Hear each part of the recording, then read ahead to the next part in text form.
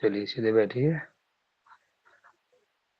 ओम विश्वानि देव सवितृदुरितानि परासुव यद्भद्रं तन्य आसुव। ओम शांति शांति शांति ओम।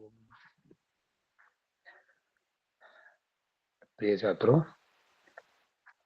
आज हम लय योग की चर्चा करेंगे। लय योग क्या है, कैसे है, उस बारे में हम चर्चा करें। सबसे पहले हम देखते हैं कि अक्सर लोग इस बात को कहते हैं कि हमारे ग्रंथों में कहा गया है यथा पिंडे तत् ब्रह्मांडे। जो कुछ भी इस शरीर में विद्यमान है वो सब इस विश्व ब्रह्मांड में है, इस यूनिवर्स में है, इस आकाश में है। जो कुछ भी इस शरीर में है और जो ब्रह्मांड में है वो सब मानव शरीर में विद्यमान है। ये जो शरीर है जिसको हम पिंड बोलते हैं साहित्य में, ये मनुष्य शरीर जो है ब्रह्मांड व्यापिनी प्रकृति शक्ति का केंद्र है। इस ब्रह्मांड में जितनी भी शक्ति है उन सारी शक्तियों का केंद्र है ये शरीर, ये मनुष्य का शरीर।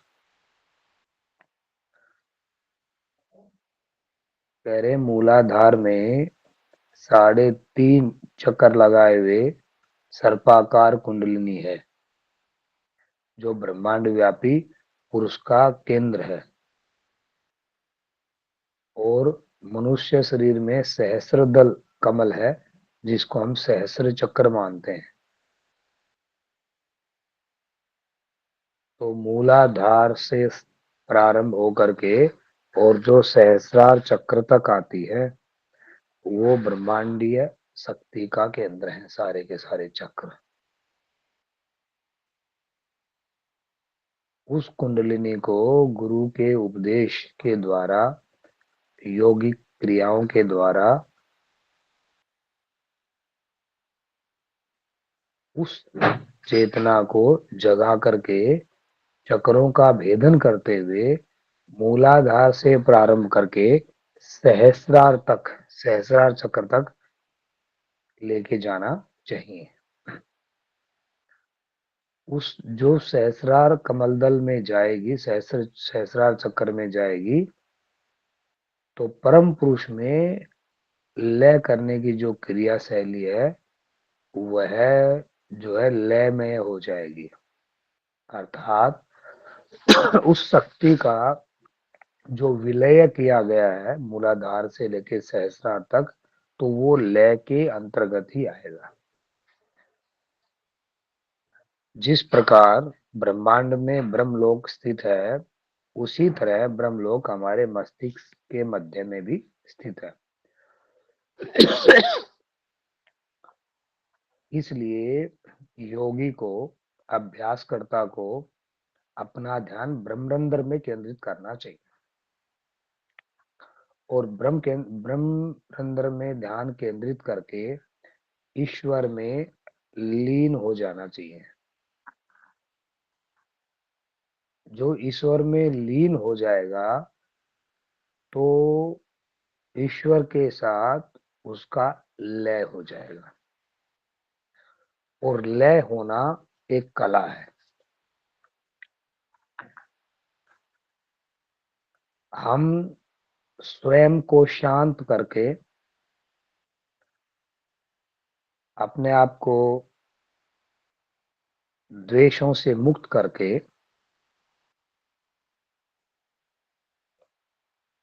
ईश्वर के साथ या ब्रह्मांड की शक्तियों के साथ अपना जुड़ाव कर सकते हैं। और जब जुड़ाव हमारा ब्रह्मांडीय शक्तियों के साथ होगा तो हम शक्तिशाली बनेंगे। हमने पूर्व में भी एक बार चर्चा की थी कि योगी लोग पंच तत्वों पर अधिकार प्राप्त कर लेते हैं।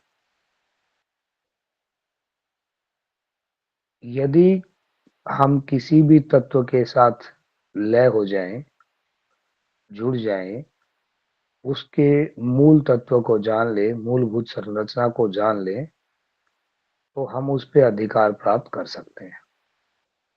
और अधिकार प्राप्त करने के बाद हम उसमें लय हो सकते हैं। पहले भी मैंने कहा था, यदि वायु तत्व पर अधिकार प्राप्त हो जाए तो मनुष्य वायु में उड़ सकता है।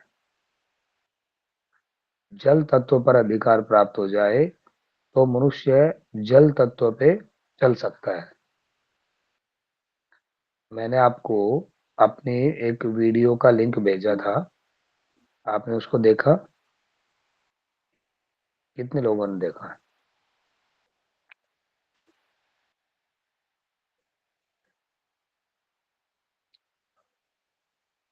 किसी ने नहीं देखा? सर मैंने देखा। देखा, ठीक। जो हम प्रतिदिन क्लास में पाठ पढ़ा रहे हैं उसका एक वीडियो था। लेकिन यदि आप उसी में और स्क्रॉल करेंगे तो एक प्लावनी मुद्रा का वीडियो भी उसमें है, जिसमें मैं पानी के ऊपर पद्मासन लगा के आराम से लेटा हुआ हूँ बिना हाथ पैर मारे। ठीक है, उसको भी आप देखना।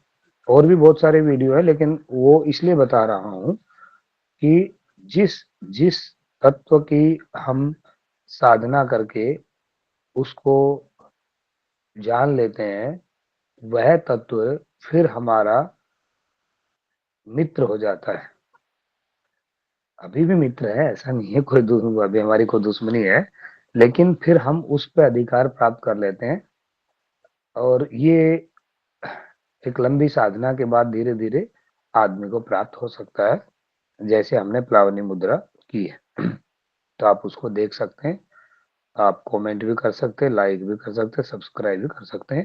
हालांकि मुझे इन सब चीज़ों का कोई शौक नहीं है, मैं बहुत कम सोशल मीडिया पे रहता हूँ, बहुत कम यूज करता हूँ। और बहुत पुरानी आईडी मेरी, इसलिए थोड़ा मोड़ा कभी जैसे अभी पढ़ा रहे हैं तो डाल देते, नहीं तो डालते भी नहीं है। साल 2 साल में 2 4 वीडियो आती मुश्किल से। तो जो चेतना हमारी है, उस चेतना को, या मन की, आत्मा की चेतना को जिस विषय में हम लय करेंगे वो हो जाएगा लय योग। लय योग का तात्पर्य है मन का लय करना, मन को विलय करना, मन को एक विषय वस्तु में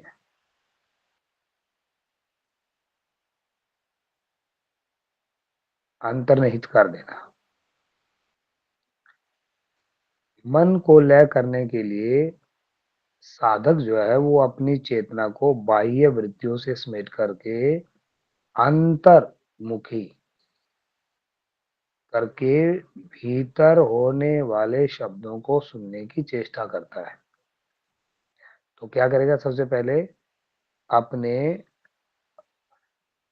बाह्य वृत्तियों को, जो पंच ज्ञानेंद्रियां हैं, उनको, उनकी चेष्टाओं को रोक करके, समेट करके अंतर्मुखी करना है, अंदर की ओर। और जब भीतर की चेतना प्रारंभ होगी, बाह्य ज्ञानेंद्रियों का संपर्क बाह्य विषयों से छूट जाएगा, तो फिर हमारा अंदर का अंतःकरण के साथ इंद्रियों का लय हो जाएगा। जब अंतर्मुखी हो जाएंगे तो अंदर होने वाली जो चेष्टा है, अंदर होने वाले जो शब्द हैं, वो शब्द, वो चेष्टाएं, वो क्रियाएं हमें अनुभव होने लगेंगी। और यही है मन का बाह्य वृत्तियों से हटा करके अंतर्मुखी करना और अंदर के विषयों से उसका लय करना।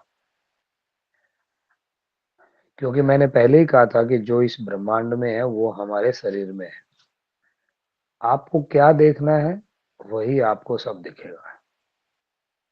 हमारे ऋषि मुनियों ने सूर्य, चंद्र, मंगल, बुध, इन सब ग्रहों की गति को देखने के लिए कोई टेलीस्कोप ही नहीं बनाई थी। क्योंकि जो वहां है वो यहाँ है। उन्होंने आंखें बंद की और बैठ गए। महर्षि पतंजलि जी तो योग दर्शन में कहते हैं, अज्ञा चक्र पे ध्यान करो, पूरे भुवन का दर्शन हो जाएगा। नाभि पर ध्यान करो तो शरीर क्रिया रचना विज्ञान का ज्ञान हो जाएगा। अलग अलग स्थानों पे ध्यान करने से अलग अलग चीजों का बोध होगा, ऐसा महर्षि पतंजलि जी कह रहे हैं। और यही लय, कि मन को हम कहीं केंद्रित करके उसमें लीन हो जाएं, वो लय कहलाता है। आत्मा के साथ लय, ब्रह्मांडीय शक्तियों के साथ लय, ग्रहों नक्षत्रों के साथ लय, शरीर रचना के साथ लय। तो शरीर में अलग अलग चक्रों का अलग अलग स्थान पे जब मन के साथ लय करेंगे तो हमें अलग अलग ज्ञान प्राप्त होगा।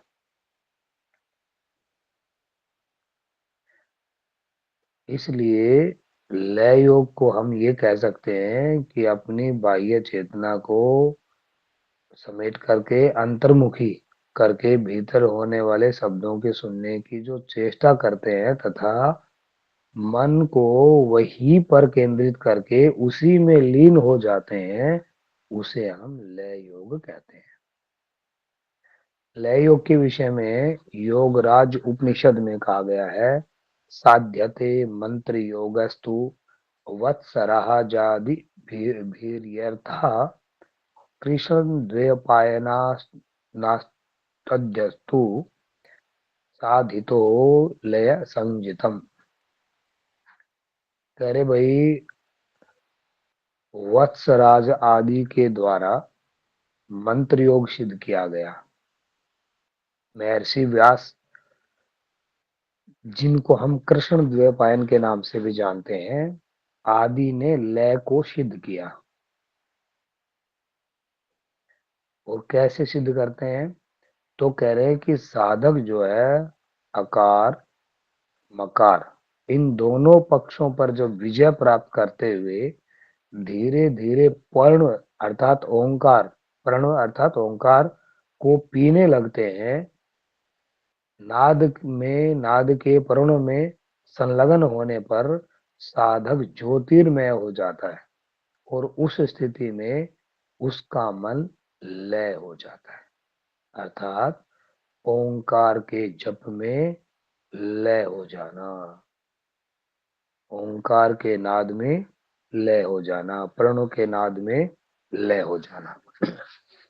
उससे क्या होगा? हम ज्योतिर्मय हो जाएंगे। मैंने आपको पहले भी कहा था और मैं अभी भी कह रहा हूं, योग की कोई भी विधा आप ले लीजिए, कुछ नहीं आता ना। यदि कोई व्यक्ति आपको ऐसा मिले जिसको कोई मंत्र कोई श्लोक याद नहीं है, तो कोई बात नहीं, आप उसको बोलिए केवल ओम का जप करे, बस उसी से कल्याण हो जाएगा। केवल ओम का जप मात्र से, निरंतर ओम का जप करेगा, अखंड प्रचंड जप करेगा, तो साल 2 साल के अंदर जबरदस्त जो है शक्ति का संचार होगा, एकाग्रता बढ़ेगी, ध्यान लगना प्रारंभ हो जाएगा। बस निरंतर ओम का जप करना है। इतना छोटी चीज, केवल ओम का जप, न कोई फल, न पुष्प, न मिष्ठान, न कोई मूर्ति, न कोई पूजा पाठ, न कोई अनुष्ठान, कुछ नहीं। केवल आंखें बंद करो और ओम का जाप शुरू कर दो। बस उससे भी आपका मन का लय हो जाएगा। निरंतर अभ्यास से साधक मन को सब ओर से खींच करके परम तत्व में लीन कर देता है। इसी को लय योग कहा जाता है। ये लय योग की परम उपलब्धि है। लय का अर्थ होता है लीन करना, लीन होना, किसी में मिल जाना, घुल जाना, विलीन हो जाना, आत्मा को परमात्मा में लीन कर देना, मिला देना, ये सब लय योग है। और लय योग का उद्देश्य भी यही है कि आत्मा को परमात्मा में विलीन करना, मिला देना, लीन कर देना। योग शिखोपनिषद में भी लय योग के बारे में कहा गया है। क्या कहा गया है? यो वात्मनं तु वै कस्मिन् मानवः कृते लयम् भवबन्धन विनिमुक्तो लयम सह आपनुते। प्यारे भाई, यो वा आत्मनम तु वै कस्मिन, प्यारे जो मनुष्य अपने आप को उस ईश्वर में लय कर देता है, भव बंधन विमुक्तो, वह व्यक्ति सांसारिक बंधनों से मुक्त हो जाता है और लय योगम सह आपनुते, वह लय योग को प्राप्त करता है। तो जो मनुष्य अपने को ईश्वर में लय कर देता है, वो मनुष्य इन सांसारिक बंधनों से मुक्त हो जाता है और लय योग को प्राप्त करता है।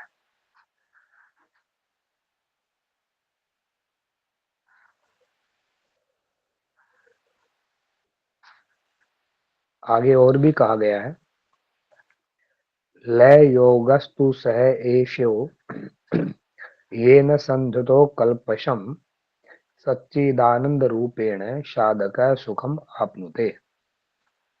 कह रहे भाई, लय योगे लय योगस्तु सह एषो, यह लय योग ऐसा है जिस सच्चिदानंद रूपेण, सच्चिदानंद रूप में या सच्चिदानंद रूप योग से जिसके आप नष्ट हो गए हैं, इस प्रकार साधक सुख मापनोति, सुख को प्राप्त करता है। कहने का तात्पर्य हुआ कि लय योगस्तु सह एष, जो लय योग को प्राप्त कर गया है, यह लोग की साधना करता है, वह लोग सेंधतो कल्पसम, नमक की तरह पानी में घुल जाता है। वैसे ही जो व्यक्ति सच्चिदानंद रूपेण, सच्चिदानंद परमात्मा के रूप में लय हो गया हो, वह साधक सुखम आपनुते, सुख को प्राप्त करता है। तो जो भी व्यक्ति ईश्वर में अपने आप को लय करेगा, वो सदैव सदैव आनंद को प्राप्त करेगा।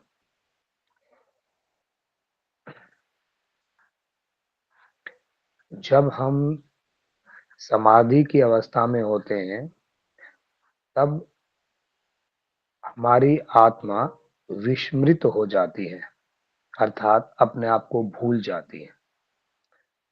और जब अपने आप को ही भूल जाएगी, तो फिर सभी प्रकार के राग द्वेष तो वैसे ही दूर हो जाएंगे। ईश्वर में एकाकार होने पर आनंद की प्राप्ति होती है। किसकी प्राप्ति होती है?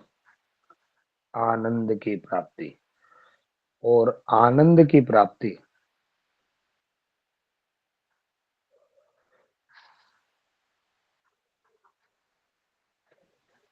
आनंद की प्राप्ति होने पर मन, बुद्धि, चित्त और अहंकार का जो चतुष्टय है, जो कि आत्मा के प्रकाश से ही प्रकाशित होता है, उसी की शक्ति लेकर गतिमान है, तो भी वह एक अलग इकाई के रूप में दृष्टिगोचर होता है। जब हम परमात्मा में लीन हो जाएंगे तो ये जो मन, बुद्धि, चित्त, अहंकार जो जो कि आत्मा के आने के अस्तित्व से ही इनका अस्तित्व है। यदि आत्मा नहीं है तो ये भी नहीं है। लेकिन फिर भी जो ईश्वर में लीन हो जाता है, लय हो जाता है, वह भी वह एक अलग इकाई के रूप में इन सबको देखता है। जग में दिखाई देने वाला सूर्य का प्रतिबिंब यदि सूर्य की किरणों में ही है, तो भी उस प्रतिबिंब का अस्तित्व एक अलग सत्ता के रूप में दृष्टिगोचर होता है। इसी प्रकार मन, बुद्धि, चित्त, अहंकार का जो है एक पृथक अस्तित्व बना लेता है, जैसे जीव के नाम से हम पुकारते हैं जिसे। तो लय योग की साधना के बारे में चर्चा करते हैं। हम देखते हैं कि ये संसार जो है वो दुखों से भरा हुआ है। प्रत्येक क्षण दुख, दारिद्र्य, क्लेश, कलह, झगड़ा आदि का हम अनुभव करते हैं, जिससे हमारी मनस्थिति, मनोभूमि शोक, संताप, चिंता, भय, विरह, क्रोध, ईर्ष्या, राग, तृष्णा, घृणा, वासना, निराशा, कायरता, बेचैनी, लोलुपता आदि से मलिन होती रहती है। और ये सबके अंदर है, किसी में कम और किसी में ज्यादा। हम अक्सर क्या करते हैं, वस्तुओं का संचय करते हैं, अहंकार का पोषण करते हैं, इंद्रियों का भोग को और बढ़ाते हैं, और इन तीनों कार्यों के लिए हम अपनी समस्त शक्तियां जो है लगा देते हैं। इसके लिए, वस्तुओं के संचय के लिए हम बचपन से लेके जवानी तक और जवानी से लेके बुढ़ापे तक वस्तुओं का संचय करते रहते हैं। आज बैग लेके आना है, आज वॉशिंग मशीन लानी है, आज टीवी लेके आना है, आज फ्रिज लेके आना है, आज गाड़ी लेके आनी है, आज गाड़ी पुरानी है तो नई लेके आनी है, नया मॉडल आ गया है, अब पैसे आ गया तो ये घर तोड़ो अब नया बनाना है ना? पूरा जीवन इन तीन बातों को सक्सेस करने में लगा देते हैं, संचय करने में, अपनी ईगो को ऊपर रखने में। आपने ऐसे कह कैसे दिया, ये तो आपने गलत बोल दिया, माफी मांगो। क्यों? अपने अहंकार को ऊपर करना है।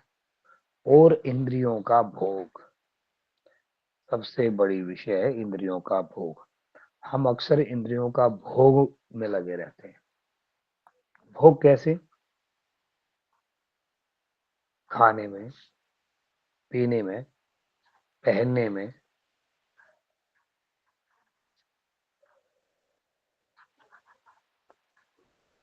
सोने में, जगने में, ये सब भोग में हम पूरा समय लगा देते हैं। अच्छे से अच्छा खाना, अच्छे से अच्छा पहनना, अच्छे से अच्छा घर बनाना, अच्छे से अच्छा शादी करना, ये सब इंद्रियों के भोग हैं। और हम लगे रहते हैं इन भोगों में, पूरे जीवन लगा देते हैं। और जब अंत समय आता है तो सोचते हैं, अरे क्या किया, क्या पाया मैंने जीवन में, ये तो सभी कर रहे हैं, तो मेरा जन्म का उद्देश्य क्या था? तब याद आता है जब बूढ़े हो जाते हैं। तब तक तो बचपन खेलने में, जवानी आकर्षण में, और बुढ़ापा रोगों में, बस ऐसे ही बीत जाता है। तब बुढ़ापा आता है तो रोते हैं। तब याद आता है मैंने अपना समय गवा दिया, साधना नहीं की, ईश्वर का ध्यान नहीं किया, नाम नहीं किया, पूजा नहीं की, पाठ नहीं किया।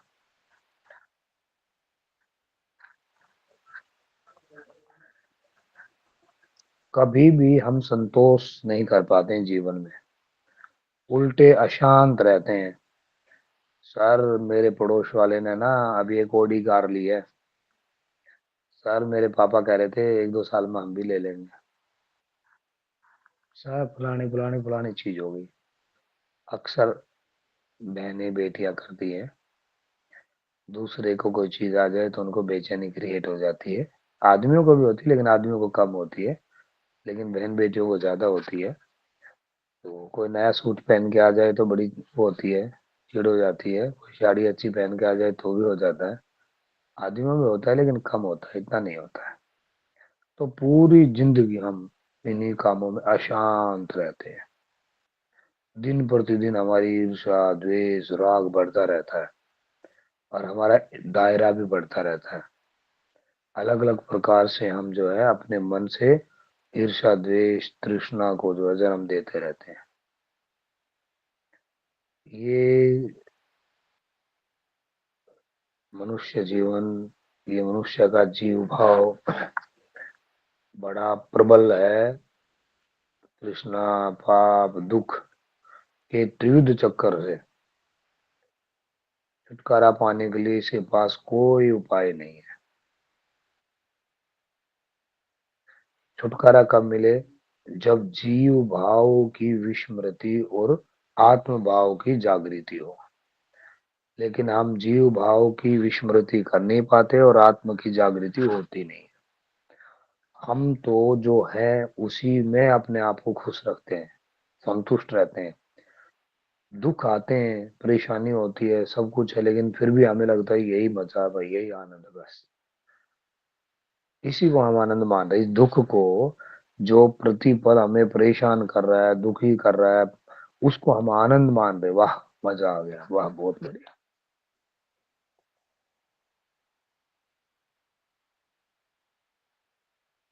तो इस जीव भाव को आत्म भाव से धो देना है।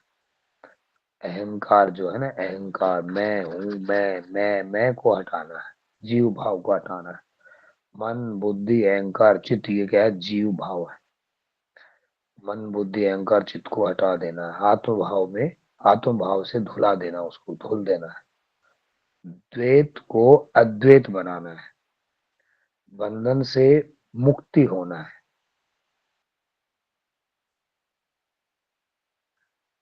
अहंकार को खत्म करना है। आत्म त्याग, आत्मदान, आत्मोन्नति, आत्मदर्शन, आत्म कल्याण, आत्म साक्षात्कार, इनसे ही लय होनी है। ईर्ष्या द्वेष राग से लय नहीं हो सकती, इसलिए इन्हीं से ही लय होगी। इसे आत्म त्याग, आत्मदान, आत्मोन्नति, आत्मदर्शन, आत्म कल्याण, आत्म साक्षात्कार, इन सब से लय होना है। जब हम इनके अभ्यास में निपुण हो जाएंगे, तब जो है हम परिस्थितियों को सांसारिक दृष्टि से देखना भूल जाएंगे। फलस्वरूप वे बातें भी उसे दुखदायी प्रतीत नहीं होती, जिसके कारण साधारण लोग बहुत भयभीत और दुखी होते हैं। और जब योगी आदमी सांसारिक दृष्टि से देखना भूल जाएगा, तो फिर बड़े से बड़ा क्लेश जीवन में आने पर भी, बड़े से बड़ी आपत्ति आने पर भी, बड़े से बड़ा दुख आने पर भी वो साधारण लोगों की तरह भयभीत और दुखी नहीं होता। लय जिसने करना प्रारंभ कर दिया, थोड़ा भी प्रारंभ कर दिया, तो वो पीड़ा, आपत्ति, कष्ट, विपत्ति आने पर भी आनंद का अनुभव करता है और संतुष्ट रहता है। हम क्या करते हैं? थोड़ा सा कुछ दुख आ जाए जीवन में, हाय रे मर गए, अरे मेरा तो ये हो गया, अरे मेरा, अरे भाई, मतलब लगेगा 1%, शोर मचाएंगे 100%।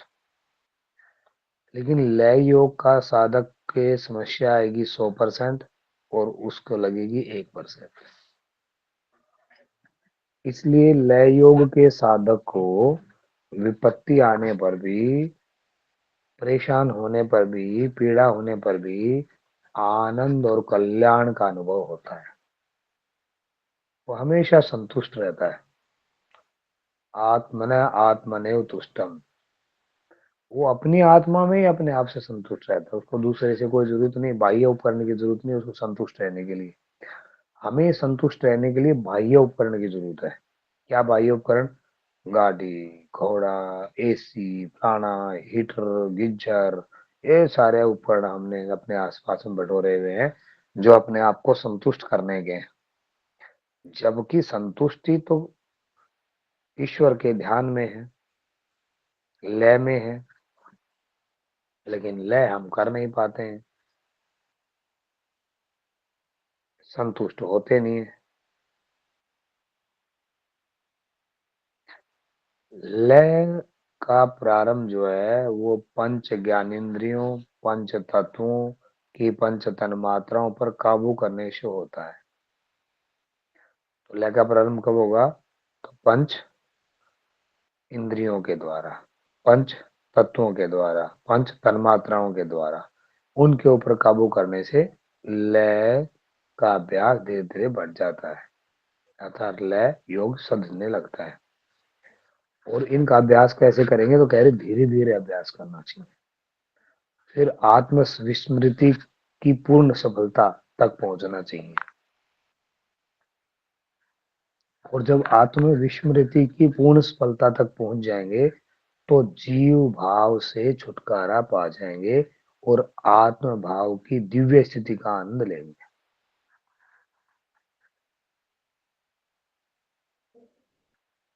अब लय योग को प्राप्त करने के लिए 5 अभ्यास बताए गए हैं। इसमें रूप, रस, गंध, स्पर्श, शब्द आदि की तन्मात्राओं पर अधिकार करने की चर्चा की। तो यहाँ पे हम देखते हैं लय योग के अंग। तो क्या क्या अंग हैं लय योग के? तो 9 अंग माने गए हैं। कौन कौन से? यम, नियम, स्थूल क्रियाएं, सूक्ष्म क्रियाएं, प्रत्याहार, धारणा, ध्यान, लय क्रिया और समाधि। ये 9 अंग हैं लय योग के।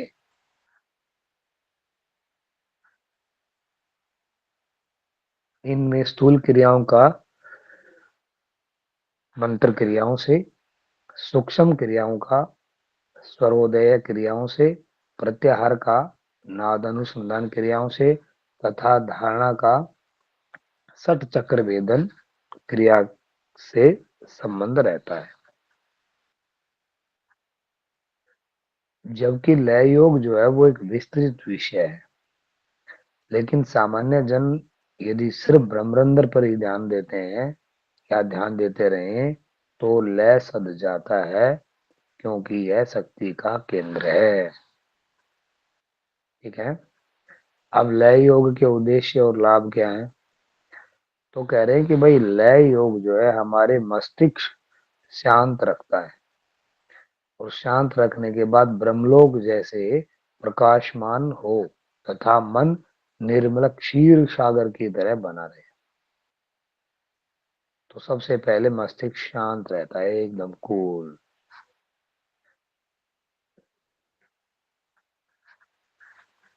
गुस्सा आना और मस्तिष्क का कूल रहना, इसमें बहुत ज्यादा रिलेशन नहीं है, ध्यान रखना। मस्तिष्क कूल होने पर भी गुस्सा आ सकता है, ध्यान रखना। इसका ऐसा मत सोचना कि मस्तिष्क शांत का मतलब है कि कभी आदमी गुस्सा ही ना करे।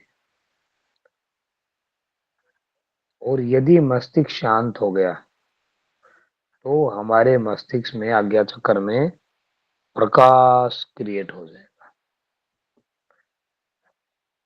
ब्रह्मलोक जैसा प्रकाश होगा आज्ञा चक्र में। मन निर्मल पवित्र हो जाएगा, निर्मल हो जाएगा।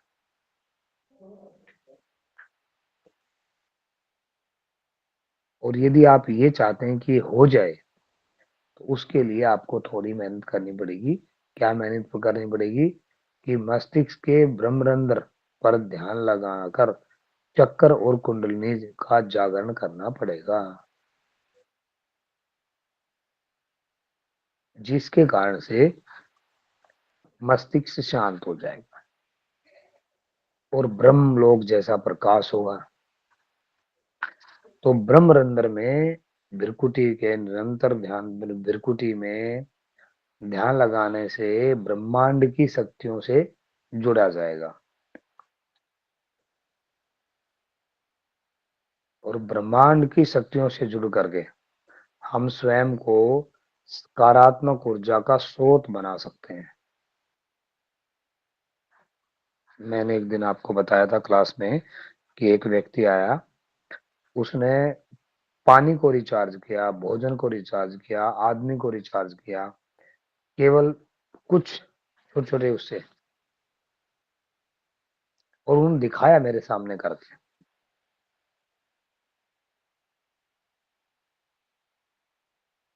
ब्रह्मांड की शक्तियों से हम जुड़ करके बड़े से बड़ा काम करते हैं। आपने आपने देखी चाइनीज पिक्चर कुछ देखी किसी ने?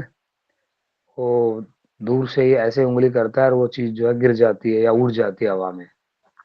देखा आपने?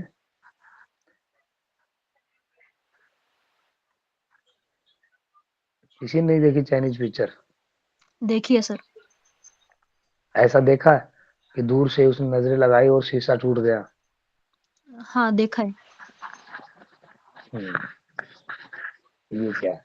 ये है ब्रह्मांडीय शक्ति के साथ जुड़ाव, सकारात्मक ऊर्जा का स्रोत होना। ये संभव है, लेकिन हर कोई संभव करे ये संभव नहीं।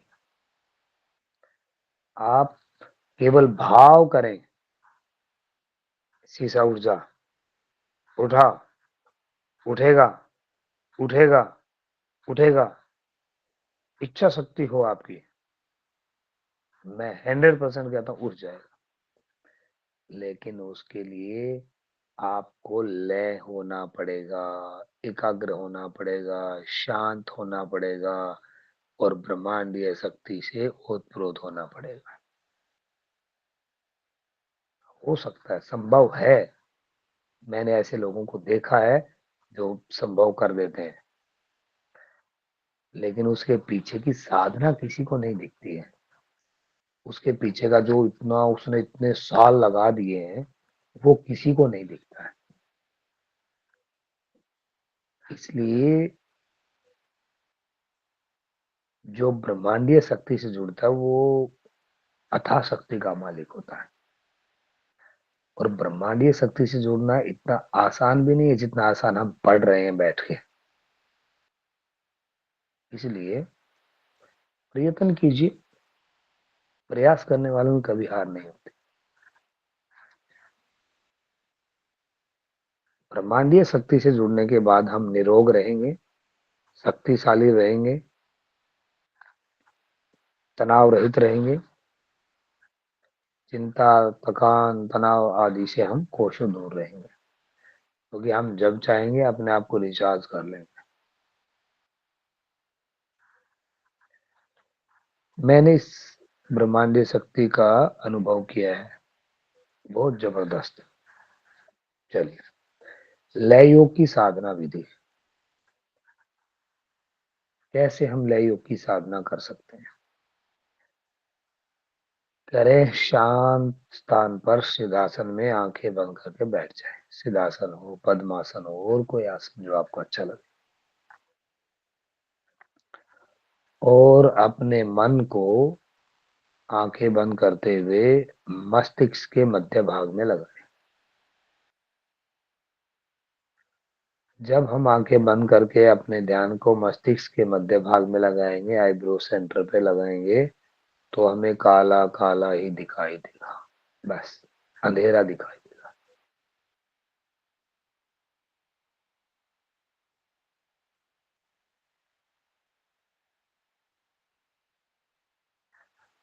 और जब इस काले काले को हमें देखना है, बस इसी में देखते रहिए, इसी को देखते रहिए, कुछ नहीं करना।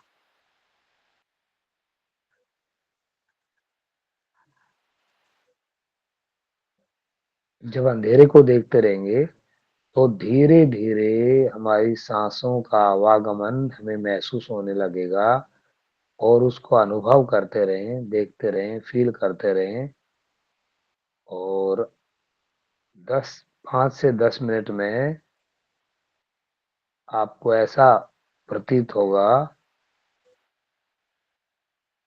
कि नाद योग की साधना से बाहर के सारे आवाज, ध्वनियाँ समाप्त हो जाएँगी और अंदर की जो शक्तियाँ हैं, वो आपको अंदर का जो नाद है, वो आपको सुनाई देने लगेगा। मन शांत हो जाएगा, मन की चंचलता मिट जाएगी, मन की एकाग्रता बढ़ जाएगी और नाद के पर्णव में संलग्न होने पर साधक को ज्योतिर्मय हो जाएगा अर्थात साधक ज्योतिमय हो जाएगा। उस स्थिति में उसका मन लय हो जाता है और इसका यदि हम निरंतर अभ्यास करते हैं तो साधक मन की सब ओर से खींच करके परम तत्व में लीन कर लेता, अपने आप को ईश्वर में लीन हो जाता है। इसलिए आप कुछ न करें, आप केवल सीधा बैठे, आंखें बंद करें बस और अपने ध्यान को आज्ञा चक्र पे लगा दें।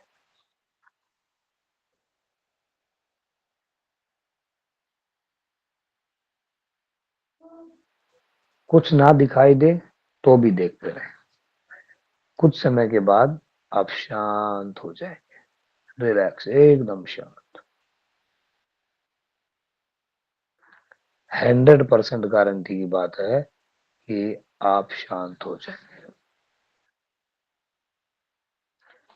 ये एक विधि थी। एक दूसरी विधि के बारे में बात करते हैं। दूसरी विधि है पंच तत्वों से बने स्थूल तथा सूक्ष्म शरीर पर आत्मा का नियंत्रण स्थापित करना और त्राटक का अभ्यास करना है। त्राटक दो प्रकार का होता है, बाह्य त्राटक और अभ्यंतर त्राटक। अब हम बाह्य त्राटक को भी देखेंगे और अभ्यंतर को भी देखेंगे। बाह्य त्राटक क्या कह रहे, किसी भी बिंदु पर अपनी दृष्टि को एकाग्रचित करना बाह्य त्राटक कहलाता है। सफेद कागज के ऊपर, चिकने कागज पे, चमकदार कागज पर कोई भी एक बीच में एक डॉट लगा लें, काली शाही का गोला बना लें।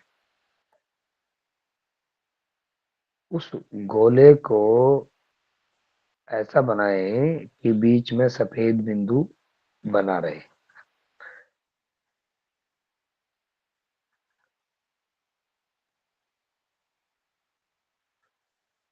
उसको अपनी आंखों के समानांतर सामने दीवार पे चिपका दें और उसको बस एकाग्रचित होकर के पद्मासन, सिद्धासन, सुखासन, जिसमें भी आप लंबे समय तक बैठ सकते हैं, उसमें बैठ करके उसको देखते हैं। इसी प्रकार आप दीपक,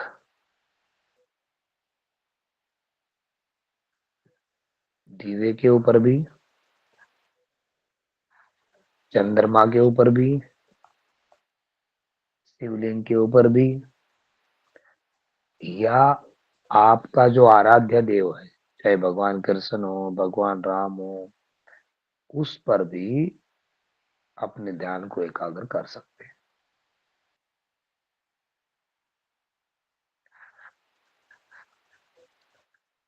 तो क्या करना होगा, मेरुदंड को सीधा रखना होगा, बैक को, नेक को, गर्दन को पद्मासन, सिखासन, सिद्धासन या सुखासन में बैठ के उपयुक्त बिंदु पर, दीपक की लो पर, चंद्रमा पर,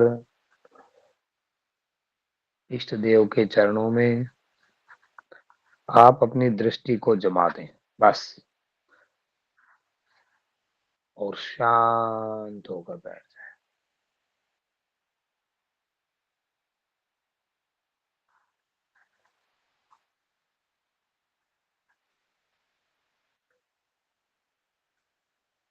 ध्यान ये देना है कि आपकी आंखें उस बिंदु से ना हटें, आपकी दृष्टि इस बिंदु से ना हटे।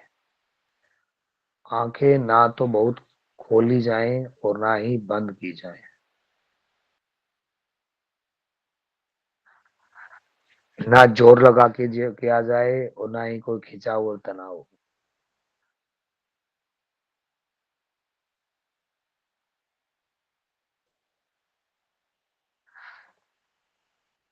केवल शांत होकर के, शांत भाव होकर के बैठ जाएं और उसको एक स्थान पर देखते रहें।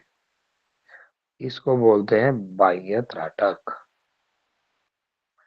इससे भी हमारा मन लय हो जाता है। अब अभ्यांतर त्राटक की बात करते हैं। इसमें आंखों को हमें बंद करना होगा। सिद्धासन, पद्मासन, सुखासन, पूर्व दिशा या उत्तर दिशा की ओर मुख करके बैठना होगा। इस बात का ध्यान रखें।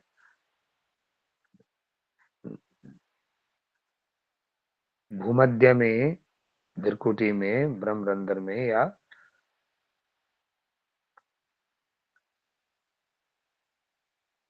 उसमें ध्यान लगाना होगा। उसमें अपने मन को शांत करना होगा। कहाँ पे? दोनों भुवों के मध्य में, जहाँ तिलक लगाते हैं, यहाँ पे।